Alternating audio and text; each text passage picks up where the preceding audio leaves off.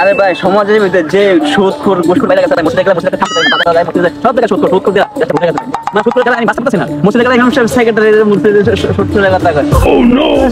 আবার মসজিদে ইমাম সাহেব কয় মসজিদে আলম থেকে কি আলম লাগে মানে আমরা কি অবস্থা আমরা কি সকালবেলা থেকে যা শুরু করছে মানে থামা থামি না আর কি একদম সব কিছু শেষ হয়ে গেছে ঘুষখোর নিয়ে সমস্যা বাড়ি বাড়াবো এই লেভেলে কোনো কি ভালো আরে বেটা শুরু হর্ষটা কি আমি তো কিছু বুঝলাম না একটা মানুষের বিবেক বুঝলেও তো কিছু থাই কি মুই বেটা রোজাদার রোজা থাকি তোর লাগে এত পেশাল পারবে কিনা আবার শুরু কথা চুপ থাকবি মোর কথা একটু হন এবার রোজার কালে রোজাদাররা কম কথা বলাটা উত্তম রোজা থেকে যদি বেশি কথা বলে তাহলে রোজা হালকা হয়ে যায় বুঝছো আর তুমি তো মানে রোজা নাই রোজা আছো ওই তো কাম হইছে রোজাদার সাথে কথা বললে একটু হিসাব করে কথা বলবো নিজে তো পাপ করতে আসো আরেকজনের পিদার বানাইতে আসো।